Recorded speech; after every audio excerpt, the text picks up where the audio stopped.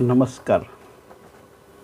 आपण जो चार्ट घेतला होता त्यावर ह्यापूर्वीच आपली चर्चा झालेली आहे. पृथ्वी तत्व, जलतत्व, अग्नितत्व, वायुतत्व आणि आकाशतत्व हे तत्व, ज्या तत्वापासून आपला हा देह बनलेला आहे त्या संदर्भात यापूर्वीच चर्चा झाली आहे. त्यामुळं ह्या विषयावर अधिक न बोलता आपण सरळ मूळ विषयावर येऊ. मूळ विषय म्हणजे एखादा आजार झाला तर त्याची लक्षणे काय असतात, त्या लक्षणे कसे ओळखायचे, त्या लक्षणावरनं तो कोणता आजार आहे कसं ओळखायचा आणि त्याच्यावर महत्त्वपूर्ण म्हणजे उपचार, त्याचं निवारण, त्याचं निदान झाल्यावर त्याचं व्यवस्थित उपचार कसं करायचा. आता शरीरात निर्माण होणारे जे काही आजार आहेत, जे रोग आहेत, त्याचं जर विभागवार वर्गीकरण केलं तर ते 3 दोषापैकी एका कुठल्या तरी दोषामुळं निर्मित होतात. ह्याच्यापूर्वी आपलं यावर बोलणं झाले. ते आयुर्वेदात स्पष्ट केलेलं आहे. त्याला आपण वात म्हणजे गॅस, पित्त दोष म्हणजे ॲसिडिटी आणि कफ दोष म्हणजे कफ, ह्याच्यावर आपण ह्याच्या आधी चर्चा केलेली आहे. तर लक्षण म्हणजे सिम्पटम्स, दुसरं म्हणजे त्याचं कारण कॉज, आणि तिसरं म्हणजे त्याचं निवारण, त्याचं ट्रीटमेंट. आता जर तुम्ही मेडिकल सायन्सच्या हिशोबाने गेलात तर त्याच्यात कसं होतं की ते तुम्हाला आजाराची लिस्ट देतील आणि त्याच्यावर असलेल्या ॲलोपॅथिक अँटीबायोटिक गोळ्याची लिस्ट देतील की हा आजार झाला तर ही गोळी घ्यायची, हा आजार झाला तर ही गोळी घ्यायची. हेच मेडिकल सायन्समध्ये शिकवलं जातं. पण मुळात जर तुम्हाला असा प्रश्न केला की रोग म्हणजे काय, तर नेमकं त्याची व्याख्या तुम्ही कशी कराल. तुम्ही वेगवेगळ्या आजाराचे नावं सांगाल, मग ते असंख्य नावं असतील, पण त्या नावामुळे त्या किती जरी त्या आजाराची लिस्ट मोठी लांबसडक काढली तरी रोग एकच आहे. रोगाचं कारणही एकच आहे आणि रोगाचं निदान, त्याचा उपचार पण एकच आहे. तुम्हाला प्रश्न पडेल की हे कसं. तर लक्षात घ्या, ज्या वेळेला शरीरामध्ये अनावश्यक गोष्टी साचून राहतात त्यावेळेला रोग निर्मित होते. मग ते अनावश्यक गोष्टी शरीरातल्या ज्या ज्या भागामध्ये एकत्र होतात त्या भागामध्ये तो आजार निर्माण होतो. आणि ते जे काही घाण, ते अनावश्यक तत्व जे साचून राहिले ते शरीराच्या बाहेर काढणं म्हणजे त्याचं निदान, त्याचं उपचार. हे सरळ सोपी गोष्ट आहे. आणि खरा डॉक्टर कोण आहे, जो तुम्हाला औषध गोळ्या देतो तो, का जो तुम्हाला औषध गोळ्यातून मुक्त करतो तो. तर खरा डॉक्टर तोच आहे जो तुमच्या औषध गोळ्यापासून तुमची मुक्तता करू शकतो. तर जर तुम्हाला स्वतः डॉक्टर व्हायचं असेल तर काही बेसिक माहिती फक्त तुम्हाला लक्षात ठेवावी लागेल. ते बेसिक माहितीसाठी मी ही चर्चा सुरू करतो आहे. तर ही चर्चा खूप लांबेल कारण हे विषय छोटा नाही आहे. त्यामुळं आपण ह्याला टप्प्याटप्प्याने थोडं थोडं करत पूर्ण करूया. तर आज आपण फक्त 3 विषय घेऊ. एक तर रोग म्हणजे काय, रोगाची लक्षणं काय आणि त्याचे प्रकार किती आहेत, एवढंच विषय आजच्या चर्चेमध्ये घेऊया. तर आपल्या शरीरामध्ये रोग म्हणजे काय, तर आपल्या शरीरामध्ये जे प्राकृतिक, आता मी जे पंचतत्वांची नावं घेतली त्याचे प्राकृतिक कार्य आहे, त्या कार्यामध्ये जर बाधा निर्मित झाली तर त्या बाधेमुळे शरीरात रोग निर्माण होतो. म्हणजे उदाहरणार्थ एखादा व्यक्ती व्यवस्थित चालतोय, फिरतोय, बोलतोय, पण अचानक त्याला चालता येईना, म्हणजेच त्याच्या पायामध्ये काहीतरी अडचण आली, काहीतरी व्यवधान आलं, तो पहिल्यासारखं नॉर्मल चालू शकत नाही, तर ह्याचा अर्थ त्याच्या पायामध्ये काहीतरी रोग निर्मित झालेला आहे. मग आजार एकच आहे, मी सांगितलं की वेगवेगळी नावं आहेत त्याची, जी मेडिकल सायन्सनी ॲलोपॅथीवाल्यांनी त्याचे वेगवेगळे नामकरण करून त्याचं वर्गीकरण केले. पण खूप सोप्या ह्याच्यामध्ये आपण ही गोष्ट समजून घेऊया. अनावश्यक तत्वाचा आपल्या शरीरामध्ये प्रवेश हे आपल्या आजाराचं, आपल्या रोगाचं कारण आहे. मग ज्या ठिकाणी ह्या अनावश्यक गोष्टी साचून राहिल्या आहेत तिथे रोग निर्मित होतो, हे तर सरळ आहे. मग त्यावर उपाय काय, तर त्या अनावश्यक गोष्टीला आपल्या शरीरातून बाहेर काढून टाकणं हा उपाय आहे. तर ही रोग उत्पत्ती, ह्याची उत्पत्ती कशी होते, म्हणजे कसा एखादा रोग निर्मित होतो आपल्या शरीरामध्ये, तर आपण जे भोजन घेतो त्या भोजनाद्वारे तोंडातून, श्वासातून, मेंदूतून आणि आपल्या त्वचेतून हे रोग आपल्या शरीरात प्रवेश करतात. तोंडातून अधिक मात्राने रोगाचं प्रवेश होतं अन्य मार्गापेक्षा. आणि आपण कोणते आजार ठीक करू शकतो, जे प्राकृतिक दोष आहेत ते आपण करू शकतो, औषध आपल्या प्राकृतिक उपायाने ठीक करू शकतो. पण जे ह्याच्या व्यतिरिक्त निर्मित होणारे आजार आहेत, जे डायरेक्ट अस्तित्वाकडनं येतात, त्याच्यात आपण काहीच करू शकत नाही. म्हणजे ते आपण त्याच्यात म्हणजे उपायच नाही आहे. जे वरून येतं त्याला आपण काय नाही करू शकत. जे प्राकृतिक गडबडीमुळे निर्माण झालेले आजार आहे ते आपण फक्त बरे करू शकतो. आता हे आजार मी सांगितलं की तोंडावाटे प्रवेश करतात, तर त्यातलं सगळ्यात पहिलं कारण काय आहे की आपण 4 महत्त्वपूर्ण गोष्टी लक्षात घ्या.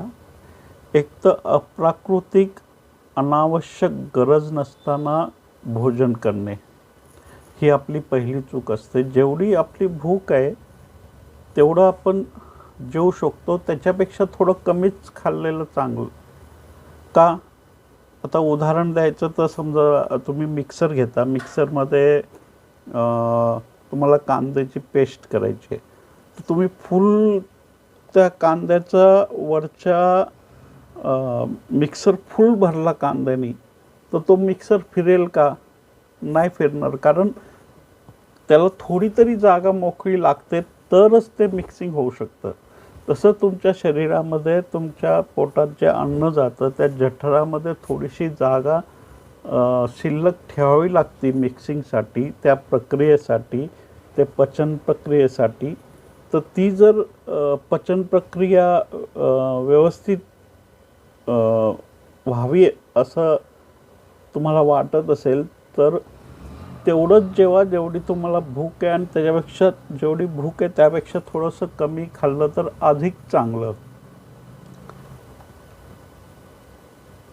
दुसरं कारण म्हणजे खूप लवकर गतीने, जलद गतीने भोजन करणं. म्हणजे आता आपण ऑफिसला जायचं असतं, कामाला जायचं असतं, आपण बसलो जेवायला आणि खूप लवकर पटपट खाऊन निघायच्या हिशोबाने आपण जेवलो, तर ते कारण देखील आपलं आपल्या आजाराला निर्मितीचं कारण ठरू शकतं. कारण जेवण हे चावून चावून खाणं गरजेचं आहे. ते गिळण्यासाठी नाही, दातात चावून त्या आपल्या तोंडातली लाळ त्याच्यात मिसळली पाहिजे. तिकडंच सगळी पहिली प्रोसेस तिथनंच सुरू होती. त्याच्यानंतर आत गेल्यावर पुढचं कामे होतात. आता जर आपण दातच न चावता ते डायरेक्ट पोटात घेतलं, तर आता पोटात दात तर नाही आहेत, म्हणजे पोटाला डबल काम पडलं. एक तर ते अन्न चावायचं, नंतर त्याच्यावरचे पुढची प्रोसेस करायचे. तर हे दुसरं कारण झालं. तिसरं कारण मी सांगितलं की पोट भरल्यानंतर पण भोजन करणं. म्हणजे आता माझं पोट भरलेलं आहे, मला खायची इच्छा नाही आहे, पण कोणी आग्रह केलं म्हणून किंवा एखादा पदार्थ चांगला झाला, तो आवडतो आहे म्हणून, म्हणजे शरीराचं सिग्नल, शरीर तुम्हाला सिग्नल देतच. जर तुम्हाला शरीराचे सिग्नलिंग सिस्टीम जी आहे ना, ती आपण खूप डिस्टर्ब करून टाकलेली आहे. म्हणजे आपलं शरीर आपल्याला सांगतं कधी जेवायचं, कधी नाही जेवायचं, किती जेवायचं, याचे सिग्नल आपलं शरीर आपल्याला देत असतं. पण आपण जाणीवपूर्वक त्याच्याकडे दुर्लक्ष करून किंवा एखाद्याच्या आग्रहाखातर किंवा जबरदस्ती खाणं हे चुकीचं आहे. आणि ही तिसरी चूक झाली आपली. आणि चौथी सगळ्यात महत्त्वाची चूक म्हणजे आपण जेवताना काय करतो, बऱ्याच वेळा आपण पाणी पित असतो.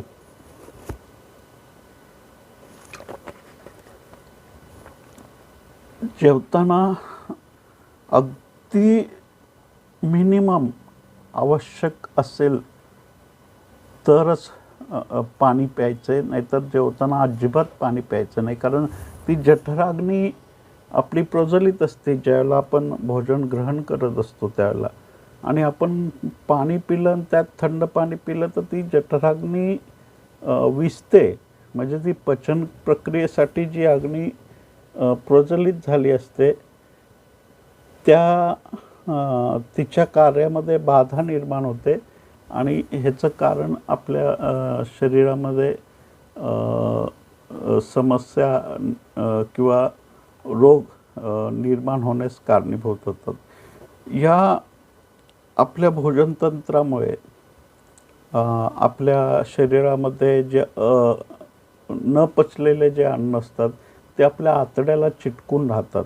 आणि आतड्याची साईज अशी असते, असं एक फुगीर भाग असतो, मग पुढं एक फुगीर भाग असतो. असे हे जे अर्धवट फुगीर भाग असतात, या भागामध्ये न पचलेलं अन्न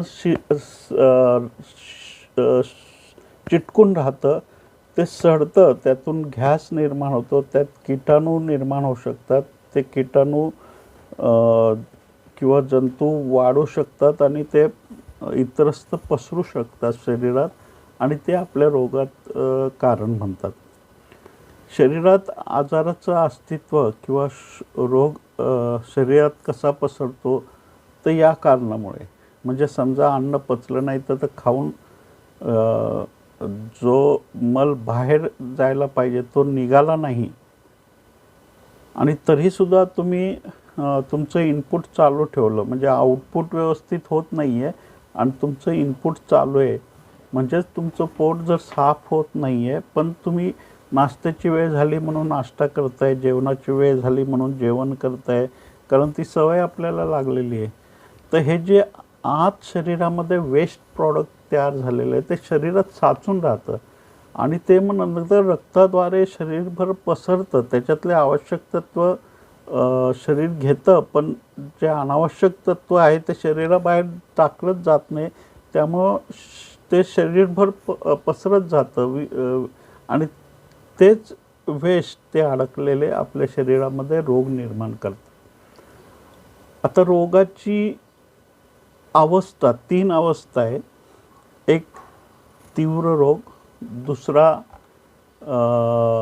जुने किंवा दीर्घ रोग, आणि तिसरा म्हणजे घातक रोग. आता तिन्ही रोगाचं संक्षिप्तमध्ये आपण जाणून घेऊया. तीव्र रोगामध्ये सगळ्यात आधी म्हणजे अचानक उद्भवणारे रोग जे तीव्रतेने येतात, अधिक त्रास देतात. उदाहरणार्थ जर घ्यायचं झालं तर थंडी, ताप, उलटी, जुलाब किंवा आपल्या शरीरामध्ये एखाद्या भागात असह्य वेदना किंवा शरीरात जळजळ होणे या इत्यादी गोष्टी. आणि हे लक्षण ज्यावेळेला शरीरात निर्माण होतात तर तुम्ही काय करता? तुम्ही डॉक्टरकडे जाता, डॉक्टर गाठता. डॉक्टर काय करतो? तुम्हाला गोळ्या देतो, पॅरासिटामॉल किंवा इतर काही अँटीबायोटिक गोळ्या तो तुम्हाला देतो. त्या गोळ्याने तुम्ही बरे होता असं नाही आहे. ती ज्या गोळ्या आहेत त्या गोळ्या फक्त तो आजार दाबून ठेवतात, तो बाहेर काढत नाही, शरीराच्या बाहेर जात नाही. आणि हा अँटीबायोटिकमुळे दाबून राहिलेला जो आजार आहे तोच नंतर हळूहळू दीर्घ आजाराचं रूप घेतो. म्हणजे तो दुसऱ्या आजाराच्या दुसऱ्या प्रकारात परावर्तित होतो. म्हणजे जे अँटीबायोटिकमुळे दाबून राहिलेले तुमच्या शरीरातले आजार आहेत ते हळूहळू जीर्ण रोगामध्ये परावर्तित होतात. आणि जर तुम्ही नियमित गोळ्या घेत राहिला, नियमित औषध घेत राहिले आणि सतत तुमच्या अँटीबायोटिक गोळ्या औषधं चालू राहिले तुमच्या रेग्युलर लाईफमध्ये, तर त्या जीर्ण रोगाचं हळूहळू घातक रोगात रूपांतर होतं. घातक रोगात म्हणजे कसं? Cancer, TB, kidney failure, heart attack इत्यादी महत्त्वपूर्ण घातक रोगामध्ये त्याचं रूपांतर होतं. तर सगळ्यात आधी ज्यावेळेला प्रथम स्टेज असती, ज्यावेळेला आजार तुमच्या शरीरामध्ये येतो, तो अचानक उद्भवलेला जो आजार असतो, तर त्या आजारामध्ये मी तुम्हाला फ्लू डाएट दिलेला आहे, 3 डे फ्लू डाएट. त्याच्याने तर तुम्ही त्याच्यावर नियंत्रण करू शकता. पण समजा तुम्ही अशा ठिकाणी आहात तिथं तुम्हाला फ्रूट्स उपलब्ध नाही आहे, ते तुम्हाला नारळ पाणी उपलब्ध नाही आहे, तर काय करू शकता? तर त्याच्यात एक खूप महत्त्वपूर्ण उपाय आहे. 2-3 उपाय सांगतो मी. अशा वेळेला ज्यावेळेला तुम्हाला ताप येईल, सर्दी, जुलाब, खोकला, ताप असे जे लक्षणं येतील त्यावेळेला जर तुमच्याकडे फ्रूट्स नाही, नारळ पाणी नाही आहे किंवा आहे पण तुम्ही घेऊ शकत नाही, जसं मध्ये लॉकडाऊनमुळे आपण बाहेर जाऊ शकत नव्हतो, अशा स्थितीमध्ये मग काय करायचं? तर ह्याच्यासाठी एक खूप प्रभावी उपाय आहे. गाईचं जर दूध असेल ते उकळवायचं, त्याच्यामध्ये थोडासा उकळत आलं की लिंबू पिळायचं, ते दूध फाटतं. फाटलेलं दूध गाळायचं, त्यातलं पनीर वेगळं काढायचं आणि ते जे पाणी आहे त्यातलं ते पाणी औषध म्हणून प्यायचं. किंवा मग दुसरा उपाय ज्याला आपण काढा म्हणू, तुळशीचं पानं, काही तुळशीचे पानं, काळी मिरी, काळे मनुके, ते 3 ग्लास पाण्यामध्ये टाकून चांगलं बॉईल करायचं, ते पाणी निम्मे होईस्तोवर. वाटल्यास त्याच्यामध्ये तुम्ही आलं, थोडं अंजीर, थोडं दालचिनीचे तुकडे टाकू शकता. त्याच्याने इतर पण काही डिजीज असतील तर त्याला शरीरातनं बाहेर करण्यासाठी मदत होऊ शकते. आणि ते गाळून ते प्यायचं, तो काढा प्यायचा आपल्याला. आणि तिसरा उपाय म्हणजे हा इतर लोकांसाठी आहे, कारण ज्यावेळेला तुम्ही आजारी पडतात तर आजूबाजूचे तुमचे लोक त्या काहीतरी खायला पाहिजे, काहीतरी प्यायला पाहिजे, मग तू खाल्लं नाही तर मग तुला कसं होणार, मग बरं कसं होणार, हे असे तुमच्या आजूबाजूला असंख्य लोक तुमच्या अवतीभोवती असतात जे तुम्हाला काही ना काही तुमच्या पोटात घालण्यासाठी प्रयत्न करत असतात. आजारपणात काही खायचं नाही हा पहिला नियम आहे, पहिला दिवस तरी. आणि शरीर स्वतः सिग्नल देतं, तुमचं शरीर स्वतः त्याची काळजी घेतं की तो तोंड कडवट होतं, तुम्ही अनइझी फील करता, तुम्हाला काही खायची इच्छा होत नाही. म्हणजे शरीर स्वतः त्या गोष्टीपासून वाचण्यासाठी की तुम्ही काही खाऊ नये, तुम्ही रेस्ट करावं, दुसरं काही करू नये, यासाठी ज्या गोष्टी आवश्यक आहे ते शरीर करतच असतं. पण तरी तुम्ही जबरदस्ती काही शरीरात घालायचंच असेल तुम्हाला, तर पर्याय म्हणून म्हणजे खूपच लोकांनी आग्रह केला आणि काहीतरी तरी घ्यायलाच पाहिजे म्हणून, तर तुम्ही जास्तीत जास्त मोसंबीचा ज्यूस घेऊ शकता, ऑरेंजचा किंवा पायनॅपलचा ज्यूस, आणि वाटल्यास त्या ज्यूसमध्ये 2 पाकळ्या लसणाचे टाकून ते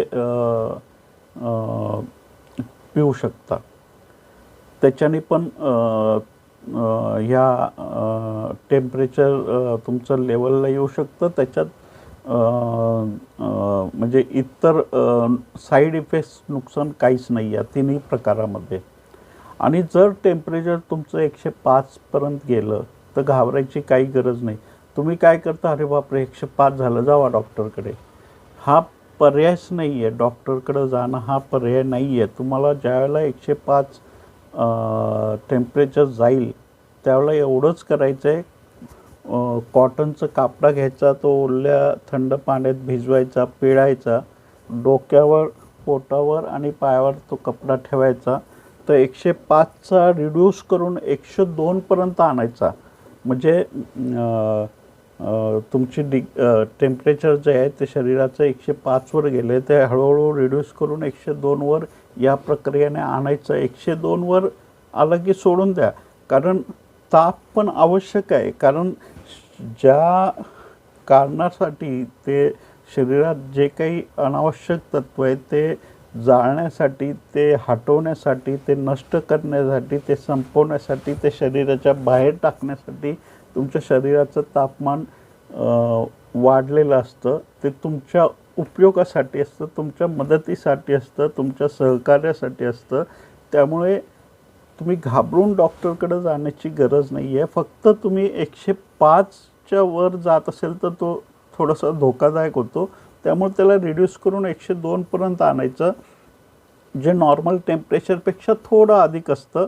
पण ते आवश्यक असतं शरीराला, ते तुमच्या शरीरातनं त्या गोष्टी बाहेर काढण्यासाठी.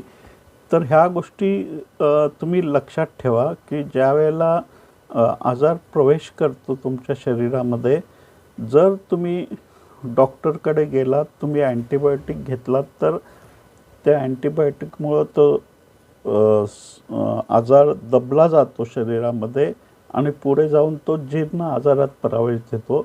आणि जर तुम्ही सतत मग त्या वेगवेगळे औषध, आणि डॉक्टर तेच करतात, तुम्ही आजार हे झाला म्हणून गोळी घेता, तो आजार दबला जातो, मग दुसरं काहीतरी उद्भवतं, साईड इफेक्ट्स त्याचे, मग परत तुम्ही डॉक्टरकडे जाता, मग डॉक्टर त्याच्यावर अजून एक गोळी देतो, मग ती गोळी तुम्ही चालू करता. आणि हल्लीचे डॉक्टरांनी ना, तर जे झोपाच्या गोळ्या, कोलेस्ट्रॉलच्या गोळ्या, रक्त पातळ होण्याच्या गोळ्या, बीपीच्या आणि हार्ट डिसीजच्या, अशा काही गोळ्या जबरदस्ती तुमच्यावर, म्हणजे तुमचं कुठलंही लक्षण असू दे, त्या गोळ्या तुम्हाला आयुष्यभर चालू करण्याचं जबरदस्ती करतात. ते घाबरून टाकतात तुम्हाला, ह्या गोळ्या तुम्हाला घेतलंच पाहिजे, ते थांबवलेत तुम्ही. तर आता मी कितीतरी लोक असे बघतो जे बीपीच्या गोळ्या घेतात आहेत, जे कोलेस्ट्रॉलचे गोळ्या घेतात आहेत, जे खतरनाक आहे, शरीरासाठी घातक आहेत, आणि पण ते डॉक्टरांच्या भीतीपोटी किंवा कुठली भीती असते माहीत नाही त्यांना, पण ते घेत असतात. आमच्या ऑफिसमध्ये पण 1-2 आहेत असे, जे अशा प्रकारे डॉक्टरांच्या सांगण्यावरनं नियमित गोळ्या घेतात आहे. या नियमित गोळ्याचा परिणाम काय होतो, हळूहळू तुमचा जो जीर्ण आजार आहे, तो दाबून ठेवलेला जो आजार आहे, तो घातक रोगात परिवर्तित होतो. म्हणजे कॅन्सर किंवा TB किंवा इतर घातक रोगात त्याचं रूपांतरण होऊ शकतं.